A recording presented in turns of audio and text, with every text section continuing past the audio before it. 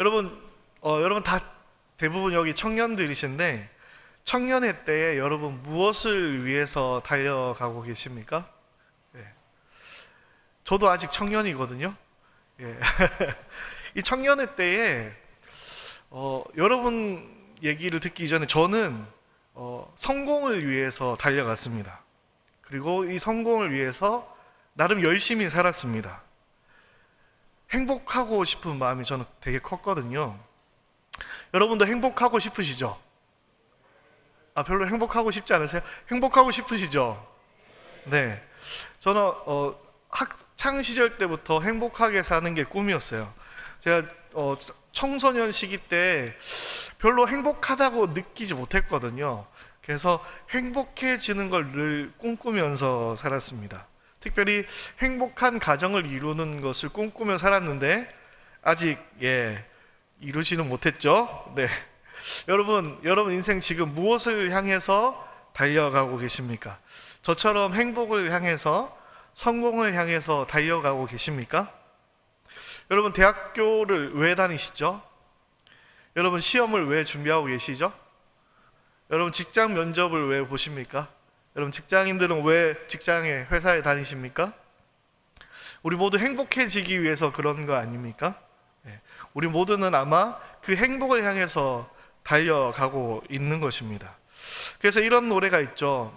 좀 하려니까 부끄러운데 행복하자 행복하자 우리 아프지 말고 이런 노래 있죠. 아, 너무 창피한데 저 옆 사람에게 축복하면서 이렇게 하도록 하겠습니다. 행복하자 죄송해요. 창피해서 못하겠네. 행복합시다. 인사하겠습니다. 네. 정말 행복한 청년이 되셨으면 좋겠습니다. 네. 그러면 여러분, 이 행복을 위해서 우리가 다 살아가고 있는데, 행복을 위해서 어떻게 살아가고 계십니까? 우리가 행복해지기 위해서는 어떻게 해야 되죠? 일단 열심히 해야 됩니다.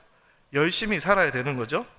열심히 공부해야 되고, 열심히 직장 생활 해야 되고, 열심히 연애도 하시고, 아무튼, 열심히 살아야 행복해질 수 있지 않습니까?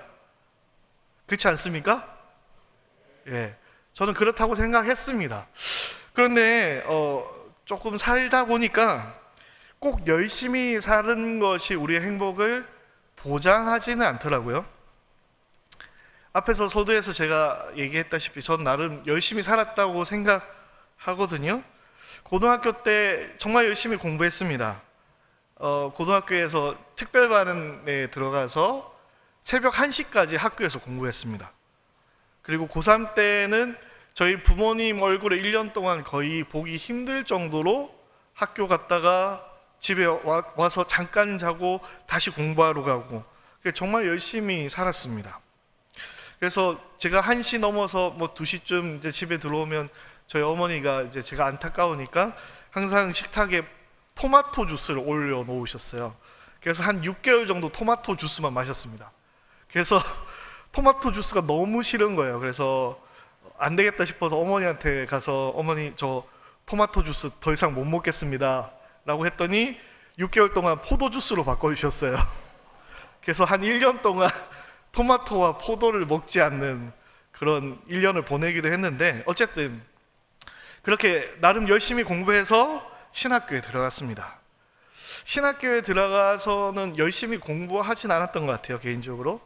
대신에 열심히 사역했습니다. 선교에 들어가서 공부하고 선교하고 또 기도하고 훈련받고 정신없이 시간을 보냈습니다. 제가 21살 때부터 사역을 시작했거든요. 21살 때부터 열심히 사역하면서 지냈습니다. 그리고 시간이 흘러서 벌써 제가 40대가 되었습니다.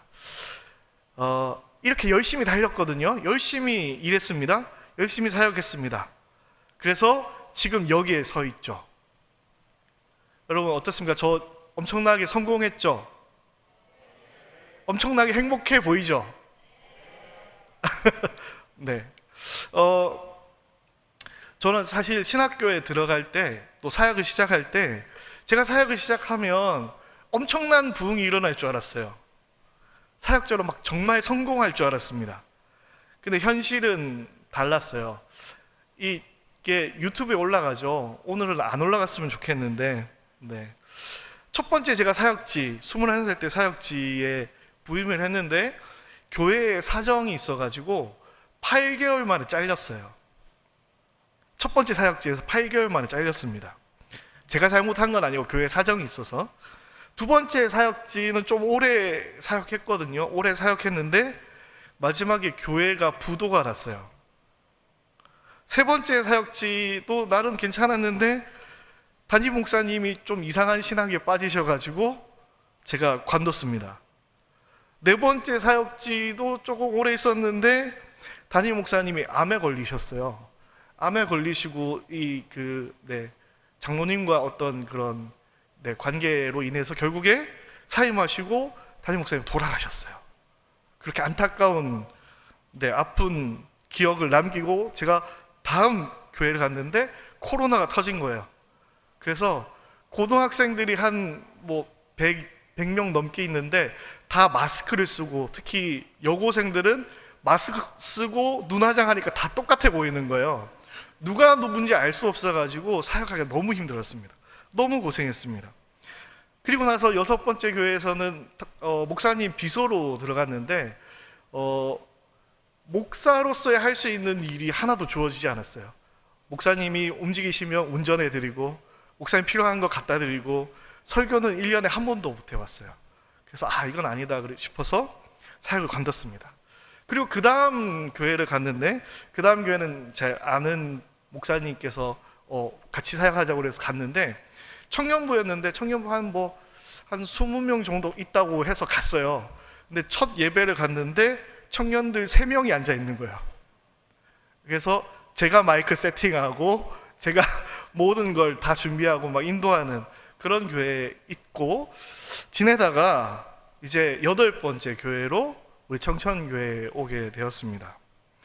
제가 제 사역의 스토리를 쭉 이렇게 짧게 훑어봤는데, 제 경력, 사역의 이 경력 중에 사실 하나도 내세울 게 없는 것 같아요. 성공의 스토리가 거의 없습니다. 여러분, 제가 사역자로서 성공한 것 같습니까? 실패한 것 같습니까? 다시 한번 제 얼굴이 행복해 보이나요? 행복해 보이지 않나요? 조금 애매하죠?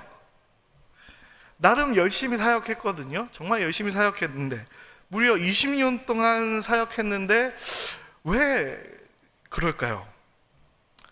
저 사역을 계속 해야 될까요? 목사로서 사역을 계속 해야 될까요? 말아야 될까요?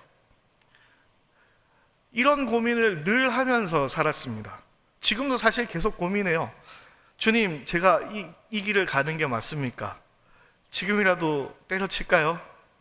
지금이라도 쿠팡 이런 거 할까요? 아무런 열매가 없어 보이는데요, 이런 고민을 늘 합니다. 이렇게 해서 제게 남는 게 무엇이 있습니까? 돈도, 명예도, 친구도, 열매도 없어 보이는 이 일을 내가 계속 열심히 해야 될까요? 라는 질문을 끊임없이 하면서 삽니다. 그러면서 세상을 바라보면 세상의 친구들은 나보다 더 많은 열매를 맺는 것 같은데, 더 많은 성공을 맺는 것 같고 더 행복해 보이는데, 과연 내가 이렇게 사는 것이 맞는가? 라는 고민을 하면서 살아가게 되는 거죠. 지지난주에 제가 여러분과 말씀 나눌 때 씨 뿌리는 비유, 밭의 비유에 대해서 얘기했습니다. 기억나시는지 모르겠는데 그때 이렇게 얘기했습니다. 우리에게 어떤 것이 중요하냐면 열매 맺는 것이 중요하다고 했습니다. 왜냐하면 열매를 맺어야, 결국에 열매를 맺어야 행복해질 수 있으니까요. 그런데 열심히 했는데 열매가 맺어지지 않으면 어떻게 될까요? 허탈해지고 허무해지고 탈진이 오게 되는 거죠. 육체적으로, 정신적으로, 영적으로 탈진을 경험하게 됩니다. 제가 우리 교회 청년들을 이렇게 살펴보면 마치 저의 20대의 모습을 바라보는 것 같습니다. 다들 잘생겼고 힘이 넘치고 그런 것도 좋지만 20대 때 저가 너무 에너지 넘치고 열심히 했던 모습이 여러분에게 비춰질 때가 참 많이 있습니다.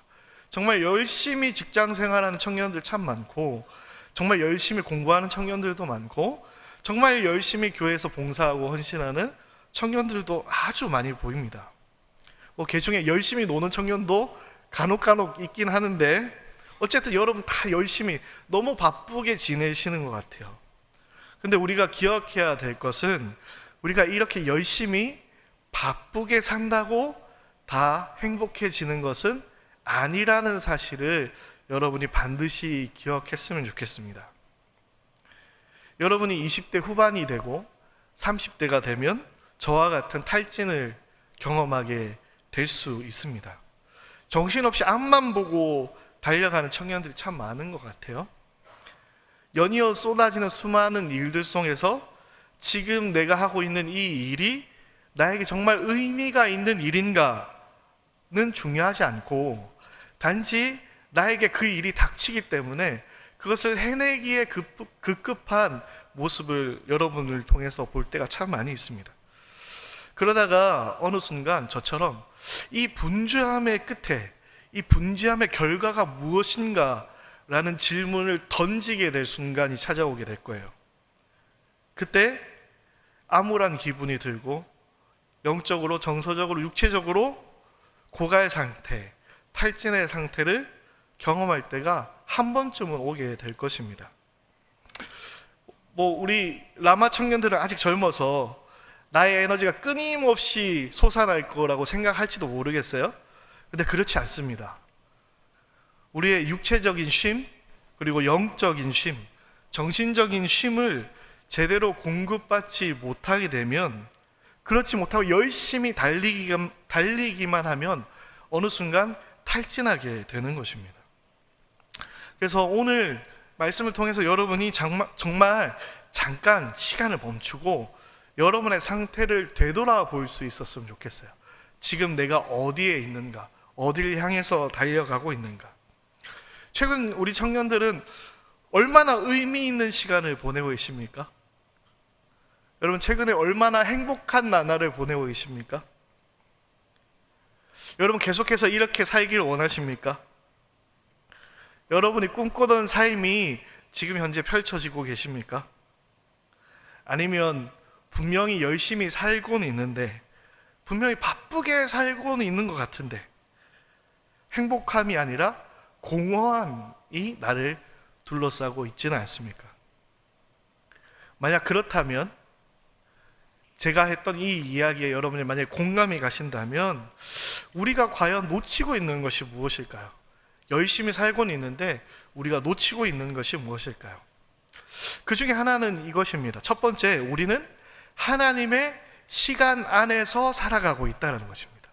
다시요. 우리는 하나님의 시간 안에서 살아가고 있다는 사실을 우리는 잊지 말아야 됩니다. 오늘 여러분이 다 암송한다고 생각하고 읽진 않았지만 시편 1편에 보면 우리는 이미 행복한 사람들이에요. 우리는 이미 복받은 사람, 복 있는 사람입니다. 그런데 왜 우리는 복을 누리지 못할까요?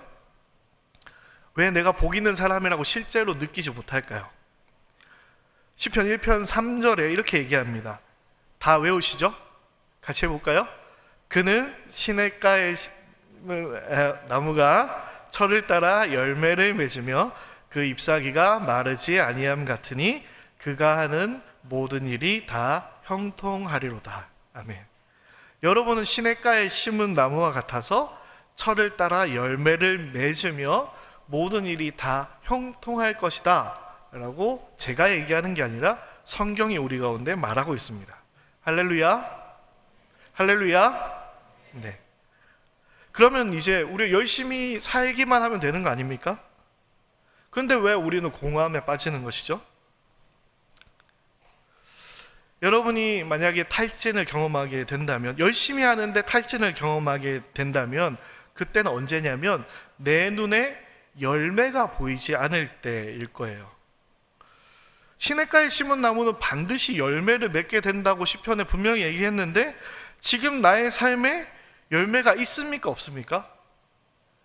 있는 분도 계시겠지만 없어 보이는 분도 있을 것입니다. 그럴 때 우리는 낙심하게 되는 거죠. 그러나 그때에 우리는 기억해야 됩니다. 성경은 분명히 뭐라고 얘기하고 있냐면 3절에 다시 꼼꼼히 기억해 보면 철을 따라 열매를 맺는다라고 우리에게 이야기하고 있습니다. 시간이 되면, 때가 되면, 계절이 되면 열매를 맺는다라고 우리에게 이야기하고 있다는 거죠. 그러면 이 시간, 열매 맺게 되는 이 시간, 이 합당한 시간은 누가 정하는 것입니까? 하나님이 정하는 것이죠.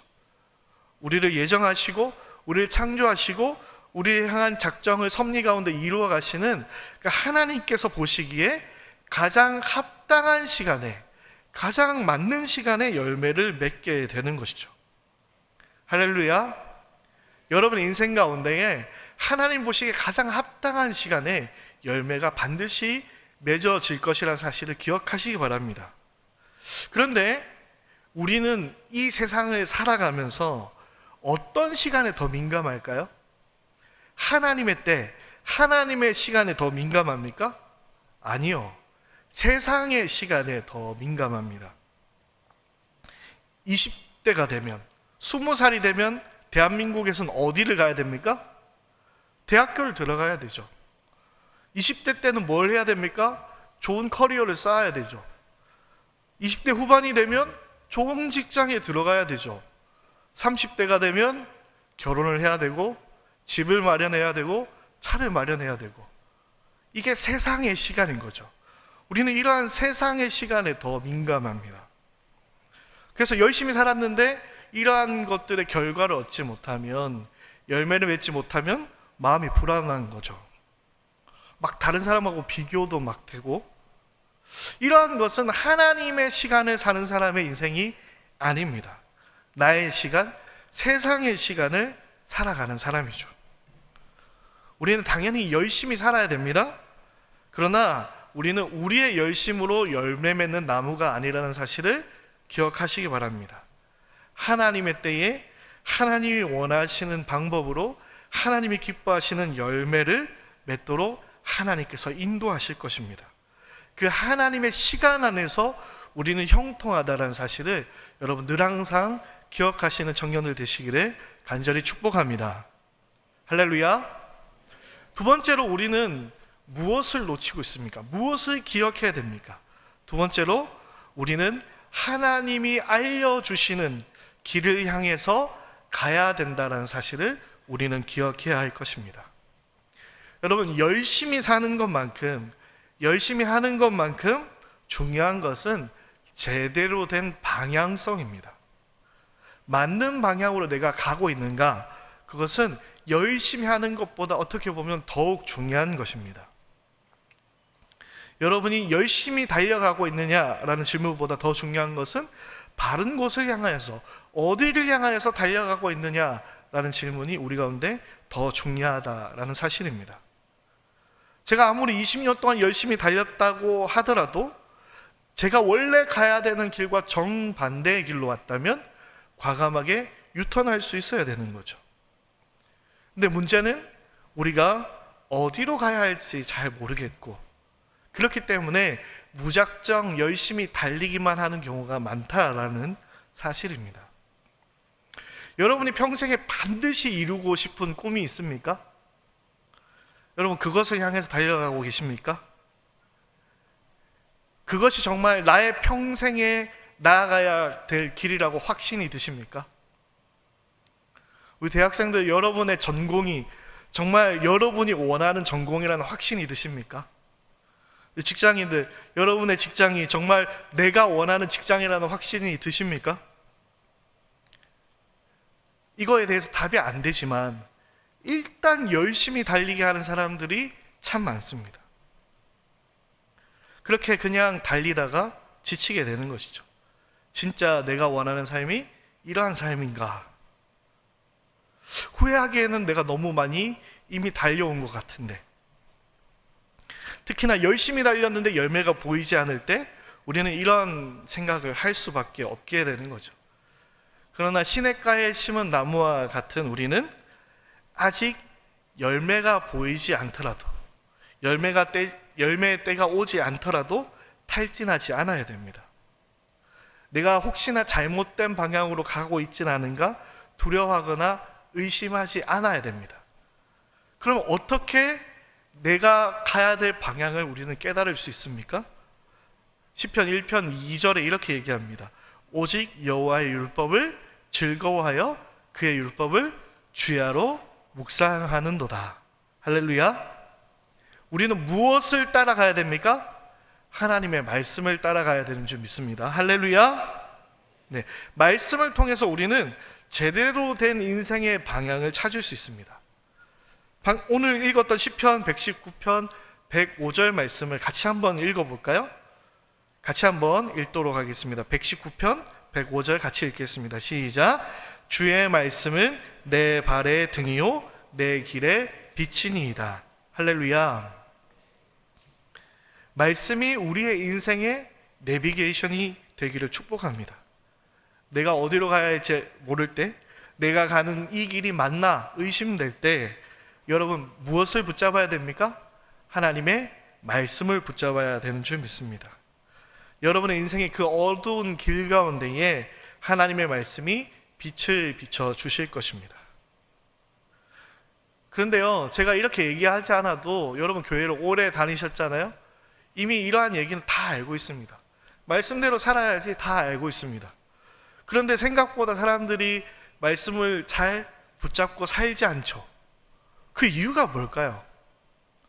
하나님이 우리의 인생의 길을 알려주시는데 왜 우리는 말씀을 붙잡고 살지 않습니까? 말씀이 우리의 길을 알려주시는데 우리는 말씀이 아니라 차라리 내 길 잘 몰라도 확신이 서지 않아도 그냥 열심히 달려가는 편을 택할 때가 많습니다. 아니요, 바빠서 나는 지금 말씀 볼 시간이 없어요 라고 대답하는 경우가 우리 가운데 너무나도 많죠. 우리는 왜 그럴까요? 왜 그렇게 생각할까요? 왜 말씀을 붙잡지 않을까요? 다시 시편 119편 105절을 다시 읽어보겠습니다. 주의 말씀은 내 발의 등이요 내 길의 빛이니이다. 분명히 주의 말씀은 내 길의 빛이라고 했는데 그 앞에 뭐라고 얘기하고 있냐면 주의 말씀은 내 발의 등이다 라고 이야기하고 있습니다. 여러분, 내 발의 등이다, 나의 발의 등불이다 라는 말이 어떤 의미일까요? 바로 내 바로 앞에만 비추는 약한 빛이라는 의미죠. 우리가 원하는 빛은 어떤 빛입니까? 아주 강력한 빛을 원하지 않습니까? 마치 세상이 환할 만큼 태양처럼 우리 가운데에 말씀의 빛이 비쳐서 내 인생의 길이 훤히 보이기를 우리는 기대하고 원하지 않습니까? 그렇지 않습니까? 성경이 뭔가 나의 인생에 대해서 시원하게 이야기해 주기를 원하잖아요. 근데 성경이 그렇게 이야기해 주던가요? 나의 인생에 대해서 시원하게 밝히 보여주며 이야기하던가요? 그렇지 않습니다. 성경이 말하는 이 말씀의 빛은 그런 환한 빛이 아니에요. 그저 내 발밑을 비추는 작은 등불. 아침에 찬란하게 빛나는 태양이 아니라 흑암 가운데 있지만 내가 가야 할 길을 알려주는 북극성과 같은 그런 빛이 주의 말씀이라고 오늘 이야기하고 있는 것입니다. 그래서 많은 청년들은 이 빛에 실망하는 거죠. 이 말씀의 빛에 실망하고 이 말씀을 의지하지 않는 것입니다. 그런데 여러분 생각해 보십시오. 우리의 이러한 선택은 정말 위험하고 정말 말도 안 되는 선택입니다. 여러분, 빛이 하나도 없는 곳을 걸어가실 수 있으시겠습니까? 여러분, 오늘 예배 마치고 눈 감고 집에 가실 수 있으시겠습니까? 아는 길이라면 뭐 간혹 갈 수 있을지도 모르겠는데 처음 가는 길을 눈 감고 갈 수 있는 사람은 아무도 없을 것입니다. 여러분, 어둠 속에 있다는 건 정말 무서운 일입니다. 그런데 우리는 정말 어리석게도 이 빛을 버리고 차라리 어둠을 택할 때가 많아요. 주의 말씀은 내 발의 등이요 내 길의 빛이라고 말씀하고 있는데 여러분 생각해 보십시오. 내가 길을 가는데 내 발에 빛이 비치면 가기에 충분하지 않습니까? 내 걸음을 옮기는데 충분하지 않습니까? 여러분, 밤에 차를 몰고 가는데 어둡지 않습니까? 여러분 운전하실 때 밤에 사방이 다 밝아야만 운전할 수 있습니까? 아니죠. 차가 가는 그 앞에만 빛이 비춰도 운전할 수 있는 거죠. 그것을 의지해서 우리는 움직입니다. 차가 앞으로 나아가는 데는 아무런 문제가 없는 것이죠. 다 비추지 않는다고 짜증내면서 차 불을 꺼버리고 운전하는 사람 있습니까? 그럼 미친 사람이지 않습니까? 그런 사람은 반드시 사고가 나게 되는 것이죠.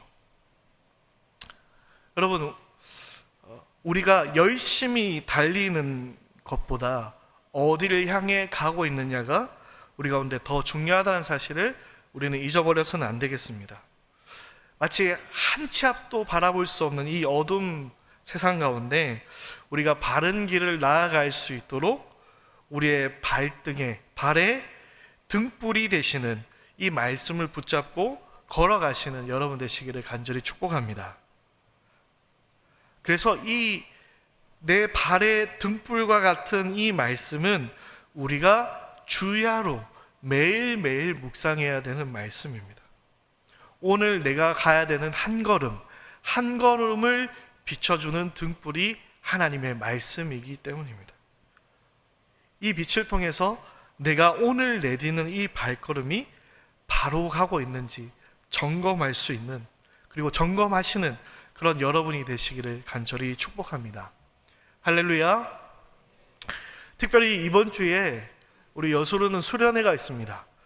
하나님의 시간을 달리는 청년이라는 주제로 우리가 수련회를 갖게 되는데 그 중에는 이 수련회에 관심 없는 청년들도 있을 수 있을 것 같아요.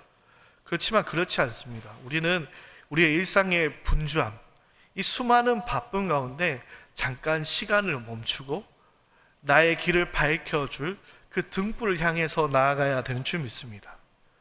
특별히 여러분이 앞에서 나누었던 것과 같이 그 수많은 바쁨 가운데 탈진해 있는 상태라면 더더욱 하나님의 말씀 가운데 나아가야 되는 줄 믿습니다. 여러분의 상태를 점검하시고 다시 한번 하나님을 붙잡고 하나님의 말씀의 인도하심 가운데로 나아갈 수 있는 우리 모든 청년들, 그런 우리 수련회가 되기를 간절히 축복합니다.